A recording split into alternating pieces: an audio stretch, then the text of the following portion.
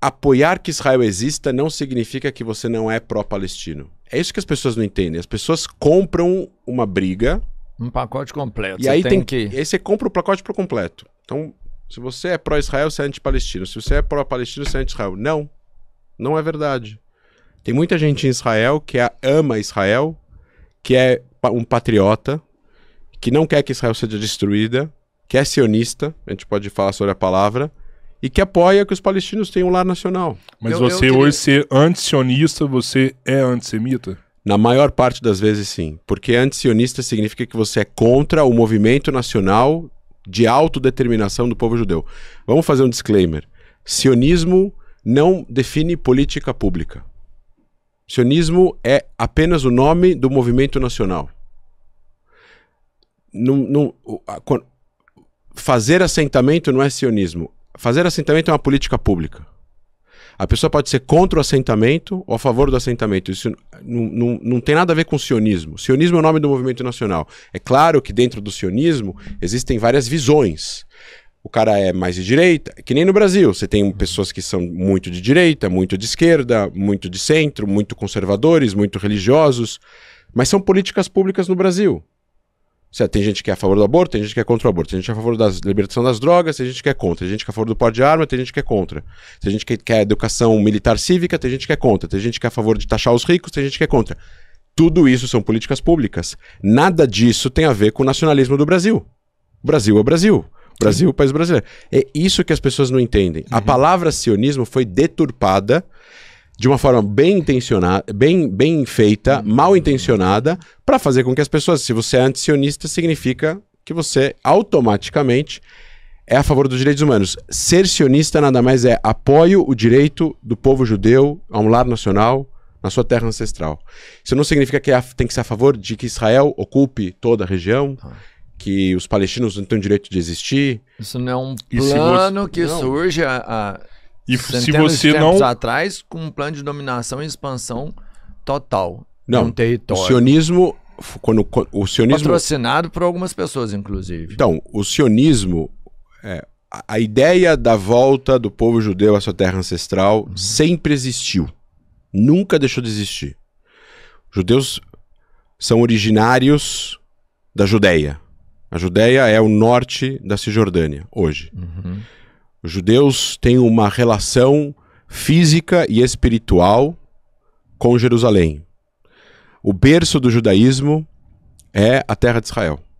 Se você escava lugares na Galileia, lugares em Jerusalém ou no sul do país, você encontra vestígios, escombros de sinagogas, de banhos religiosos, moedas, artefatos, temos registros arqueológicos da vida judaica naquela região. Os judeus foram expulsos dali e nunca deixaram de desejar a voltar àquela região. Aquela região passou por inúmeras conquistas. Os babilônicos, os persas, os gregos, os romanos, os árabes, os otomanos e depois os britânicos. Aquela região nunca deixou de ter uma presença judaica, mesmo que mínima, nas principais cidades sagradas, nas principais cidades que existiam há 400, 500 anos atrás, que eram povoados pequenos, Tzfat, Hebron, Jerusalém, Tiberíades. E com as entradas e saídas de impérios, houve imigração de pessoas naquela região. O Islã só chegou naquela região após o surgimento do Islã. O surgimento do Islã é 700 anos depois da era cristã. Então, surgem a expansão islâmica que fez com que existam muçulmanos no Marrocos e na Indonésia. Só que isso se dá nos últimos 1400 anos. Eu não estou dizendo que os árabes não vivem lá há muito tempo. Vivem lá também há centenas de anos. Mas a ideia de que os judeus queriam voltar à sua terra ancestral sempre existiu. E existiu antes do movimento nacional, o sionismo, ser politicamente elaborado de uma forma mais organizada aos moldes do mundo moderno, a fim de ser concretizado a criação do Estado de Israel. Judeus etíopes, judeus negros, saíram da Etiópia a pé até Jerusalém 70 anos antes do Theodor Herzl, que é o pai do sionismo político, ter inventado o sionismo político, ou seja, ter elaborado o sionismo político que possibilitou a imigração de judeus europeus do leste europeu para lá. O que eu quero dizer com isso é, o sionismo político, que se torna um movimento muito forte no final do século XIX, ele não é inventado do nada. Ele é uma personificação de um desejo e um anseio milenar do povo judeu. Mas é fato que Theodor Herzl pegou esse anseio do povo judeu de ter um espaço, né? Nesse momento eu já ouvi dizer que o movimento sionista ainda era muito fraco, tanto que ele é considerado o pai do sionismo depois de escrever esse livro, né?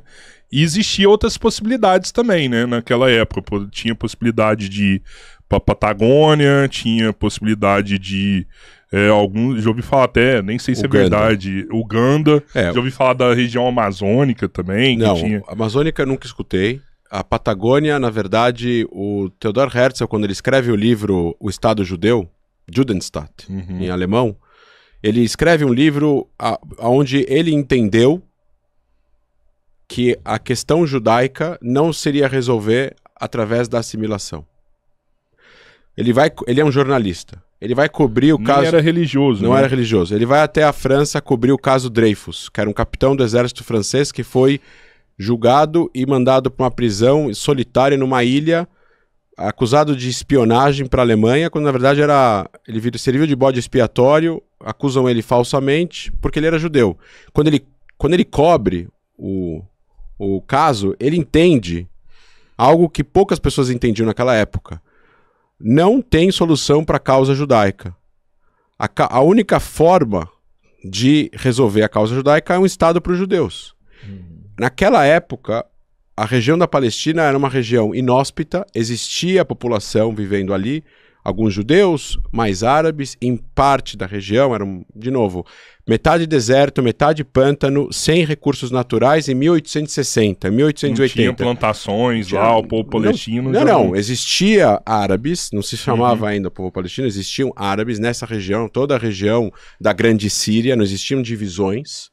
Então tinha gente em Damasco, tinha gente em Alepo, tinha gente em Beirute. Jerusalém, em 1860, tinha 10 mil habitantes. Hoje tem 1,2 milhão. Então, em 1860, Jerusalém era só a cidade murada, só a cidade velha, que nós conhecemos hoje. Hoje tem 40 mil habitantes. E tinha um interesse da família Rothschild daquela área? Então, aí, o que acontece? Quando começa o movimento, ele escreve o livro, ele menciona a Argentina como uma opção de compra de território. Por quê? Em 1897, quando ele escreve o livro, a Argentina, se não me engano, era ou a primeira ou a segunda economia do mundo per capita. Vejam só. Porque era uma população de 2, 3 milhões de pessoas, num vasto território. A Argentina tem uma geografia excelente para plantação, porque ela é plana, né? Não tem muita montanha. Tem um clima árido, com uma divisão muito clara das estações. Então a Argentina tinha características europeias para ter um país lá desenvolvido, né? E foi um país rico por muito tempo, nós sabemos, né? Sim, chegou a ter terceiro. Essa não era uma... Obviamente que se você lê o livro do Theodor Herzl, a gente inclusive lançou agora a edição... Foi feita uma nova impressão, uma segunda edição do livro dele em português. Pela Stand With Us? Nós financiamos. Vocês financiaram. Uma nova publicação. E tá lá escrito, ele fala, obviamente que ele coloca uma outra opção da Argentina, porque talvez politicamente seria difícil fazer com que os judeus naquela época se convencessem para ir para um lugar que estava em mão dos otomanos e um lugar com pouquíssimos recursos naturais, totalmente diferente da Argentina. A opção de Uganda veio depois como uma opção que alguém menciona, mas ela é rejeitada pelo movimento. E o movimento começa a fazer congressos, começa a abrir organizações, essas organizações começam a levantar dinheiro, esses dinheiros eram usados para comprar terras na região da Palestina. Quando eu falo região da Palestina, eu falo sobre o nome da região, tá? Não confundir isso com Palestina hoje, país, território, povo palestino, são duas coisas diferentes. Estou falando da região. Essa região incluía hoje a Jordânia, partes da Síria e por aí vai. Palestina vem de Falestine, Falestine vem de Plishtin, Plishtin é invasores em grego, Essa região é o mapa da Grande Israel? Não. Não tem nada a ver, não. Não, acho que não. A Grande Israel, bíblica, vai até o rio Eufrates, perto do Iraque, não tem nada a ver. Tá.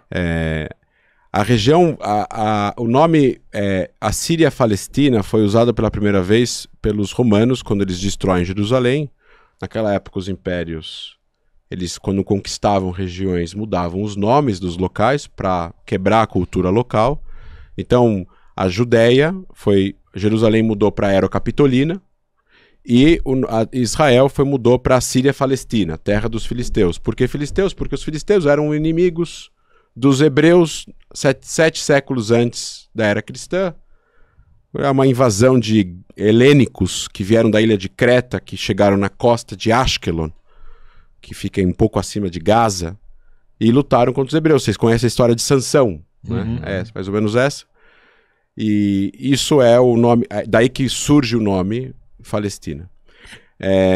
De novo, não estou aqui menosprezando nem diminuindo a existência do povo palestino de hoje, estou tentando só trazer um traçado histórico.